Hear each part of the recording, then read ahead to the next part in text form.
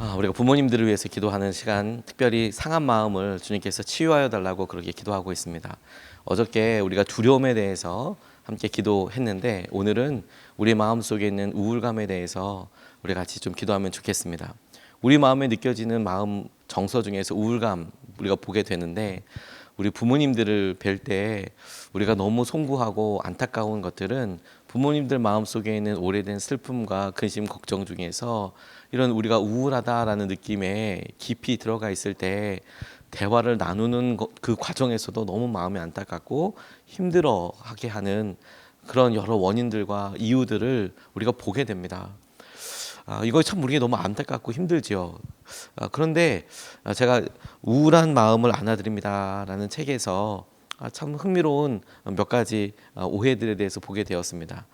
이 우울한 마음을 안아드립니다라는 책은 여러 정신과 기독 정신과 의사들이 글을 이렇게 모아둔 거예요. 주제들을 가지고 보통 정신과 의사들이 어떤 검진을 하고 이야기를 할 때 사람들을 만나고 이렇게 이야기할 때 기독교적인 관점에서는 이걸 어떻게 설명해야 될 건가? 뭐 기존에 믿음으로 우리가 함께한다, 이긴다 이런 일들에 대해서 그동안에 의사들이 여러 일들과 상황들을 했는데 이런 마음의 병이나 혹은 여러 정신과적인 질문에 대해서는 특별하게 어떻게 결론이나 혹은 의견을 내놓은 책이 많지 않은데 그런 의미에서 굉장히 흥미로운 그런 책이었습니다. 뭐 예를 들어서 정신증이라고 그래서 우리가 뭐 조울증 같은 것도 있고 또 이렇게 우리가 보통 알고 있는 그런 여러 마음의 정신과적인 병들, 뭐 중독, 우울, 불안, 통증이 계속 느껴지는 것도 그런 것 중에 하나입니다. 불면증,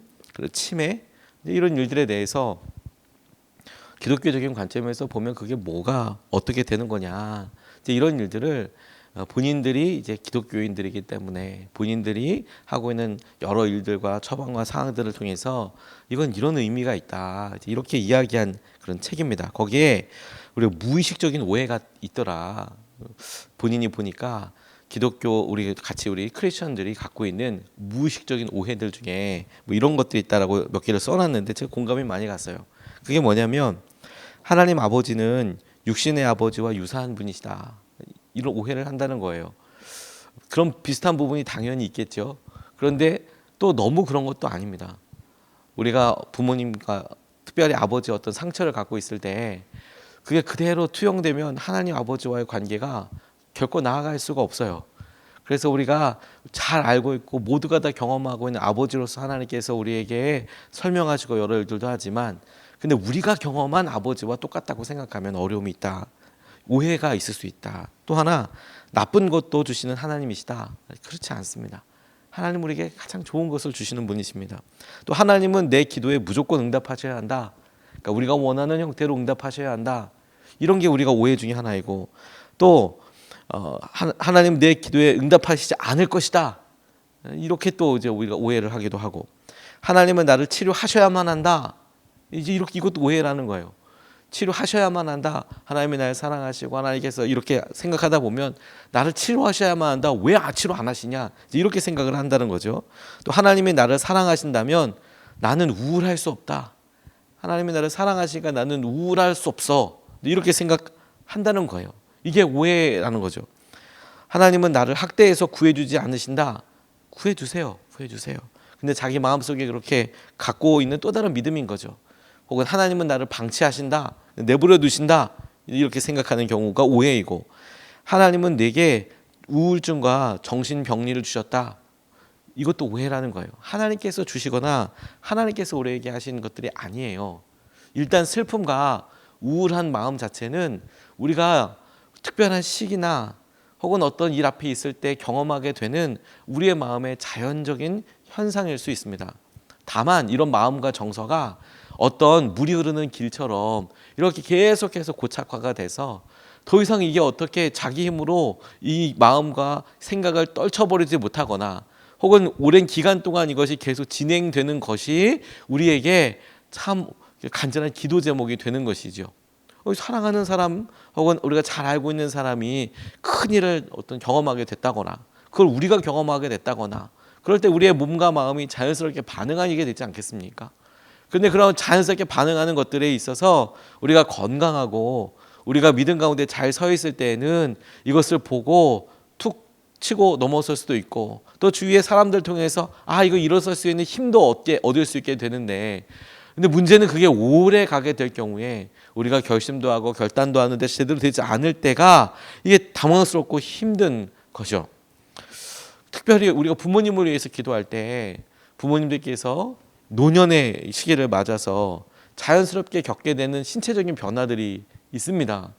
힘이 들어지시고, 또 뭐 물건을 드는 거 정도가 아니라 평상시에 너무도 잘 되고 너무도 자연스러운 일들이 이제는 힘이 많이 들거나 많이 피곤하거나 이런 노년 시기의 어떤 신체적인 변화를 경험하기도 하고 무기력감과 무능력함을 경험하게 되는 거죠.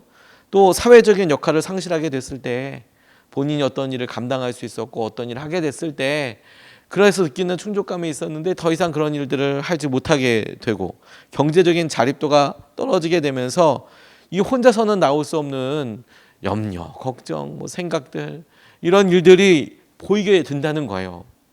그래서 우리가 그 일을 함께 보게 될 때 이 일이 그 일이구나, 큰일 났구나. 우리도 계속 똑같이 부모님을 마주하게 될 때나 혹은 우리가 함께 기도하게 될 때 그냥 우리가 마음속으로만 갖고 있으면 우리 스스로도 안 되는 거구나, 안 되는 거 아니야, 이거 어떻게 해야 되는 건가라는 마음에 길이 나거나 우리도 그렇게 같이 있게 되면 그럼 이건 정말 손해이고 큰 어려움이 되는 겁니다. 오늘 엘리야를 통해서 열심히 살았던 사람, 열정적으로 살았던 사람이지만 성경의 모든 사람들 중에서 이 엘리야에게만 특별한 일들을 이렇게 보게 되는데, 오늘 읽었던 이 사건을 통해서 우리 가운데 이렇게 경험하게 되고 닥쳐지게 된 이런 마음에 대해서 우리가 좀 같이 기도하고 우리 부모님을 위해서 함께 기도하면 좋겠다, 이런 생각이 들었습니다. 우리가 첫 번째로 주목하고 같이 기도하고 싶은 것은 그가 열정적으로 살았지만 나만 남았다라고 이야기하는 부분을 우리가 주목하고 싶어요. 정말로 누가 보기든 간에 대단한 삶을 살았던 엘리야, 열정적으로 살았는데, 그런데 나만 남았다라고 이야기하는 엘리야를 가만히 보면 우리의 마음속에 느끼는 이런 번아웃처럼 느껴지는 마음과 혹은 우리의 마음속에 단순히 일을 열심히 했기 때문이 아니라 열심히 일한 후에 이세벨이 자기를 죽인다고 하고 또 자기의 삶에 느껴지는 여러 기준들과 회복되지 않을 생각들을 보고 느껴지게 돼서 스스로 도망가고 스스로 혼자 있고, 그래서 스스로 내린 결정이 뭐냐면 나만 남았어요 라고 이야기하는 엘리야를 가만히 보니 우리에게도, 우리 부모님에게도 우리가 열심히 살았고 열정적으로 살았다라는 것이 이게 어쩌면 우리의 삶에 자연스럽고 어쩌면 우리의 삶에 중요한 기도 제목이 되고 어쩌면 우리의 삶에 흔적처럼 다가오는 것일 수 있겠다고 싶었어요. 10절 말씀을 보면 이렇게 증거합니다. 엘리야가 대답하였다. 나는 이제까지 주 만군의 하나님만 열정적으로 섬겼습니다. 그러나 이스라엘 자손은 주님과 맺은 언약을 버리고 주님의 제단을 헐었으며 주님의 예언자들을 칼로 쳐서 죽였습니다.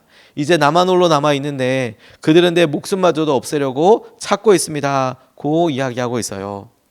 그가 이세벨로부터 자기를 죽일 것이다 라는 위협을 들었을 때에는 공교롭게도 바로 그 전에 850대 1로 엄청난 싸움에서 하나님의 능력과 하나님께서 그와 함께 하신다라는 것을 자기도 알고 주위에 있는 사람들과도 함께 경험했던 바로 그 사건 이후에 이세벨로부터 이런 엄청난 위협을 받게 됐습니다. 자기가 하나님의 사람인 것과 하나님께서 이 일을 하게 하시고 있다는 것을 기도로도 알게 되고 그 기도의 응답으로도 알게 되는 사건을 경험하게 되었는데, 정작 그가 이세벨의 위협을 받게 되었을 때 그 자리에서 떠나서, 자기가 있어야 될 자리에서 떠나서 무기력하고 두렵고 또 현실적인 한계로 힘들어하는 엘리야를 보게 됩니다. 그러니까 우리가 우울한 것, 슬픈 것, 도망하는 것, 이게 무조건 나빠 이렇게만 생각해 보면 엘리야는 도무지 잘 설명이 되지 않아요. 오히려 이것을 보고 그는 참 열정적으로 살았고 그는 참 마음에 열심히 믿음이 있었던 사람인데, 그가 지금 느끼고 있는 마음 자체에 대해서 주목을 해보면 그가 혼자 느껴진 것처럼, 혼자 있는 것처럼, 남은 것처럼 여겨졌다는 거예요. 다 떠나가고 나만 있는 것 같습니다. 너무 안타깝죠. 슬퍼하고 우울한 감정이 오랫동안 지속되는 그런 마음의 길, 이런 것들을 우울감이라고 이야기하는데, 이게 회의와 의심, 그리고 고립감, 무기력감, 이런 것들이 계속 함께 합니다. 난 안 되고, 난 어렵고. 그리고 그렇게 일어나게 되는 현상들 중에 대표적인 것들이 하나가 뭐냐면, 이 우울감이 온통 자기 능력, 자기 생각, 자기 계획, 이게 나라는 것을 중심으로 해서 계속해서 주목하게 하고 그 일을 크게 보이게 한다는 거예요. 이게 전 너무 중요하다고 싶어요. 어느 의사분께서 선교사님들을 이렇게 상담하고 치유를 하게 되는 그런 일을 이렇게 적어 놓으셨어요. 때로 치유되지 못하고 정신병리가 열심으로 예수님을 섬겼다는 증거가 되기도 하는 것 같다. 이분이 이제 그런 글을 써 놓으셨더라고요. 무슨 말이냐면, 우울증 혹은 불안장애로 고통받으시는 선교사님들과 상담할 기회들이 이분이 종종 있으셨는데, 선교지에서 너무도 열심히 사역을 하다 보니 참지 않을 수 없는, 또 감내하고 살아야 하는 수많은 어려움들이 있지요. 그래서 아무리 하나님을 의지하고 살아간다 해도 하나님이 우리 인간의 연약함으로 인해서 우리의 마음이 지치고 힘들고 낙담할 때가 있더라는 것을 이제 보니까 알게 된 거예요. 특별히 혼자서 이렇게 고립되고 혼자서 이렇게 아무런 의지할 사람이 없는 선교지에 가서 주위에 동력자도 없고 이런 분들을 가만 보면 이제 본인이 다 해결해야 될 경우가, 기도로 계속 기도하고 그래서 주님께서 주시는 어떤 상황과 마음들을 계속 집중해서 나아가면 좀 살다가, 그게 아니라 이런 경제적인 여러 일들과 관계와 이런 일들이 물밀듯이 밀려와서 그것을 마주쳐서 이겨낼 수 있는 일이 없으면 무너지고 낙담하게 되는 것을 그 여러 번 보게 되더라는 거예요.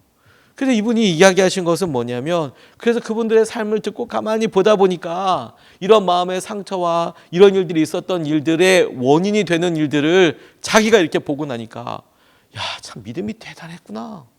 어떻게 그 한가운데 가서 그렇게 하실 생각을 하시고, 어떻게 그런 삶의 여정들과 상황들을 보게 됐을까.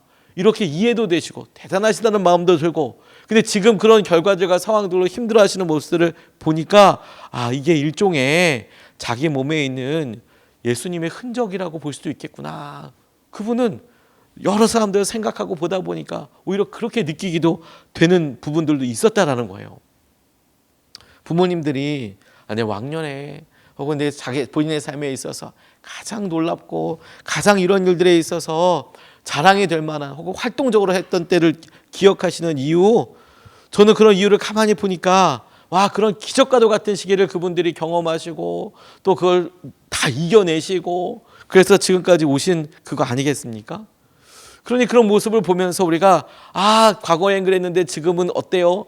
그래서 해결할 수 없어요? 낙담이 돼요? 거기에 같이 주목하고 할 것이 아니라, 하나님께서 오히려 그분의 삶에, 우리 부모님들의 삶에 그렇게나 열심히 일하게 하셨고 그렇게나 열정적으로 일하셨던 그 하나님을 향해 시선이 돌아갈 수 있도록, 엘리야가 자기가 온통 그 일을 있고 나서 위협, 나 죽인다라는, 그게 농담도 아니고 실제긴 하지만 그 생각 하나에 내가 나를 죽이려고 하는데 내가 이걸 벗어날 수 없을 거야, 그런 생각이 그냥 마음속에 확 있다 보니까, 아니 850대 1로 이기고 그 엄청난 놀라운 믿음의 승리를 경험해서도 도망쳐서 혼자 있어서 나 좀 살려달라고 이야기하는 모습을 보고 측은해지기도 하지만, 오히려 하나님께서, 아, 그런 마음이, 하나님이 그를 얼마나 사용하셨고 얼마나 놀라운 은혜를 붙잡아 주셨고 그걸 하나님께서 그를 통하여 하셨던 일들의 증거로 가만히 본다면, 그러면 지금 낙담하고 힘든 것에서 우리가 그와 같이 함께하여 주셨던 하나님을 볼 수 있도록 우리가 기도하고 우리의 마음을 중보할 뿐만 아니라 우리도 그렇게 기도해야 한다는 거예요. 왜? 우리가 얼마나 놀라운 일을 하고 있는지를 떠나서 우리의 마음이 우리 자신에게 주목되고 우리의 능력에 자꾸 주목하게 되고 우리가 할 수 있는 일들에 계속 주목하다 보면 여지없이 우리의 마음은 똑같은 길을 맴맴 돌게 될 거예요. 안 단다고. 이건 헤어나올 수 없다고. 그리고 그 마음이 오래 지속돼서 나올 수 없는 것처럼 느껴지게 될 거예요. 주님을 바라볼 수 있도록, 그리고 주님을 바라볼 때 서로가 돕고 서로가 같이 권면하고 기도하는 것이 너무너무 중요한 거예요. 두 번째로 주목하고 같이 이렇게 붙잡고 싶은 것은 사람을 세우는 사명, 의미를 주는 사명이 우리의 마음속에 너무 도움이 된다는 거예요. 사명이 도움이 된다는 거예요. 하나님께서 엘리야에게 준비하셨던 처방, 하나님께서 그렇게 안 돼요라고 뻥 나가 떨어져서 그가 그렇게 힘들어하고 아파하고 있는, 마음으로 아파하고 두려워하고 있는 그 자리에 하나님께서 찾아가셔서 그에게 말씀해 주신 거, 그에게 확인시켜주고 회복시켜 주신 것을 가만히 살펴보아야 한다는 거예요. 그가 불 속에서도 산이 쪼개질 것 같은 바람과 바위가 막 패일 것 같은 그런 엄청난 자연현상, 이거 하나님만 하실 수 있어 라고 생각할 만한 그런 일들을 하나님께서 부르시고 막 보여주시는데 정작은 아무런 음성과 아무런 의미를 모르더라는 거죠. 하나님이 계시지 않았대요. 근데 정작은 그런 일이 다 지나고 나니까 세미한 음성이 귀에 들렸다라는 거예요. 보이는 여러 일들, 보이는 여러 상황들에 하나님께서 명확하게 말씀하시기보다 그와 같은 일이 다 지나고 난 다음에서야 마음이 조용한 가운데 하나님께서 말씀해 주시고 이끌어 주셨다라는 거예요. 그리고 그 말씀의 내용이 뭔지 아세요? 너 가서 이렇게 해라, 이렇게 해라, 이렇게 해라라는 구체적인 명령이었습니다. 15절과 16절 말씀을 보면 그 구체적인 내용들이 이렇게 나와 있습니다.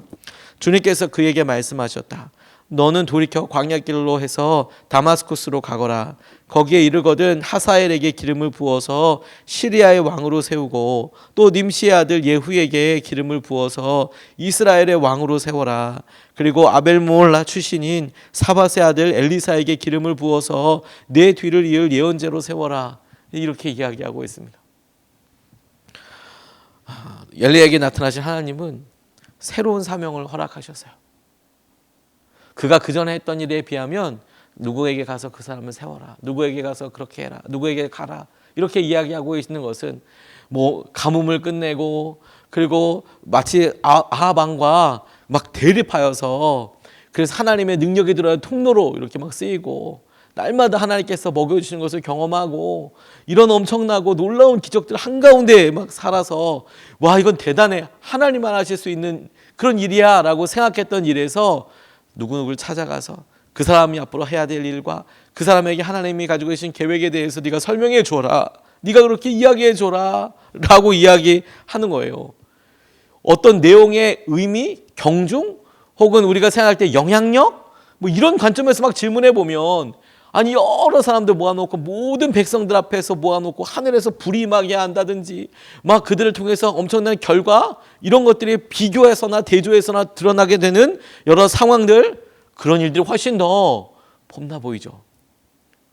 그런데 하나님께서 그가 힘들고 어려울 때 오셔서 이야기하시는 내용들을 보면 거기에 비하면 사람을 세우게 하고 그리고 그런 여러 모습들만 있는 것처럼 보여요. 그런데 여러분, 여기서 정말 중요한 것은 말씀하시는 것이 무엇이냐라는 것보다 말씀하시는 분이 누구이냐가 훨씬 중요한 거예요.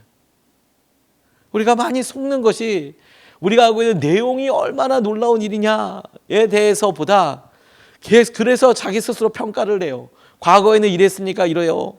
근데 지금은 이래요. 그래서 스스로 낙담합니다. 그런데 주목해야 될 것은 사명이 사람을 세우게 하고 그리고 사명이 삶의 의미를 부여합니다. 우리가 이 일을 하는 이유, 우리가 이 일을 하게 되는 여러 상황과 마음들을 보게 해요. 사명이 새로운 삶의 원동력이 됩니다. 그래서 우리 스스로가 하나님이 나한테 뭘 시키기 원하시지? 하나님께서 우리에게 어떤 놀라운 일들을 하기 원하시지? 라고 이야기할 때 계속해서 사명이 없다고 이야기하거나 하나님이 나한테 뭘 원하시는지 모르겠다고 이야기하시는 분들의 대부분에 나타나는 특성 중에 하나가 뭐냐면 본인이 생각할 때 굉장히 좀 이렇게 할 만한 영향력 있는 막 이런 일들에 대해서 이제 생각을 하시는 거예요. 본인의 생각에 내 과거 이만큼 했는데 이런 일을 했으니까 이렇게 됐으니까 이렇게 하니까 아니에요, 여러분, 아니에요. 누가 말씀하시는지가 중요한 것이죠. 누가 말씀하시는지에 따라서 우리가 지금 이거 하고 있는 일에 대한 의미와 평가가 우리 스스로가 이야기할 수 있는 평가가 달라지는 거죠. 어떻게 해요? 이건 주님이 시켜서 하시는 일이거든요. 이건 주님이 시켜서 하시는 일. 우리에게 말씀하신 것이, 하나님께서 우리에게 말씀하신 것이, 하나님을 위해서 우리가 하고 있는 것이 사명이 되는 것이죠. 우리나라의 교회들이 고속 성장하고 우리나라의 교회의 부흥이 계속해서 이루어지게 될 때 그때 원동력처럼 있었던 것이 뭐냐면 우리 어머니 세대들의 기도 아니겠습니까? 기도하는 거. 그리고 그분들 중에서는 기도하는 것을 평생의 사명으로 삼으신 분들이 계세요. 뭐 돈을 벌어오는 관점에서 봤을 때 그게 뭐겠어요? 아니 시간을 쓰는 것에 있어서 그게 뭐겠어요? 근데 그렇게 평생 기도하고 새벽 기도의 자리를 지키고 자녀들 위해서 기도하는 자리를 지키고 그걸 하나님께서 내게 맡기신 내가 할 수 있는 하나님을 위해서나 우리 가정을 위해서 할 수 있는 사명이라고 생각하고 기도하시는 것이 결국에 오늘 우리가 있게 하게 되는 놀라운 능력이 된 거 아니겠습니까? 제가 전도사로 사역했던 교회에 바로 앞쪽에 안식관이라는 곳이 있었어요. 거긴 뭐 하는 거냐면 기독교 목사님, 그러니까 감리교 목사님, 여자 목사님, 여자 전도사님 중에서 일가 친척이 없이, 왜냐면 이분들이 싱글로 오랫동안 사역을 하시다 보니까 자녀들이 없는 거예요. 그러니까 어떻게 좀 도와주실 분들이 많지 않은 거죠. 뭐 조카들이나 있고 정작 본인은 자녀들이 없는 경우들이 있으시니까 그런 분들이 혼자서 여생을 머무실 때 안식관이라는 곳에 들어가시거든요.